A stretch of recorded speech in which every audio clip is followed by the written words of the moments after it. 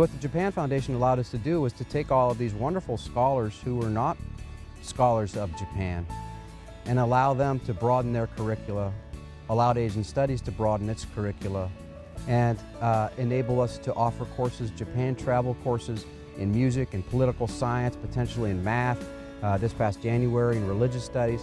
And these are things that I don't know of any other college and university in the United States that is able to offer this breadth of classes that are going to Japan, that are taking students to Japan. I think the impact has continued after the trip too. I mean, I think it's sent to kind of ripple through our small collegiate community here at Randolph-Macon College.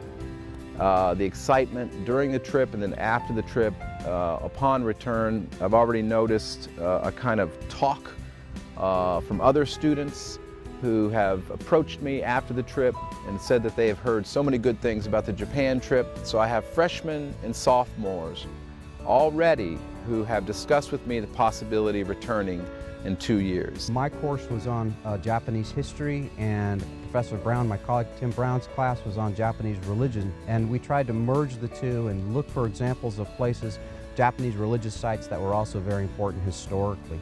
Again, you can teach these sorts of things out of a textbook. You can look at a picture of a temple in a textbook, but there's nothing like seeing it in person. We had talked about these statues outside of Todaiji, Ungyo and Ongyo, and we had seen pictures of them. And the pictures didn't do them justice at all. I thought that they would be about maybe 8 feet. The things were colossal. They were so huge. Being in Japan was a very humbling experience for me, and it was a great one because it allowed me to see and compare our culture to someone else's culture. And I think that that made me better as a person as well as a student here. We had a plan for an itinerary for each day to follow, but we also allowed them the freedom to explore. And when I was talking to my students at the end of each day, usually at the end of the day, we would send them out for dinner, and we would allow them to go where they wanted to go for dinner. And they would always come back with these wonderful stories about their experiences and encounters with Japanese people. They're just genuinely nice everywhere. I don't even think I had one bad experience there with someone being rude.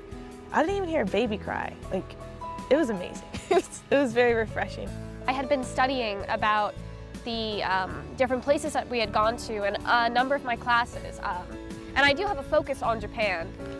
And to be able to see the places that I had learned about, to be able to touch the history, was beyond amazing. This trip was particularly important to me because without the Japan Foundation, I would not have been able to go on this trip.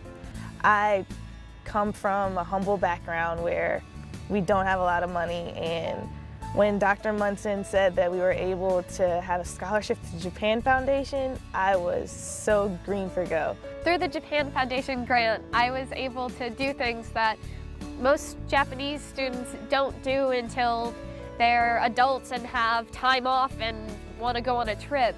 And if it wasn't for the grant, I wouldn't have been able to go. Once I found out that the Japan Foundation was gracious enough to give us the money to go, it made my dream come true.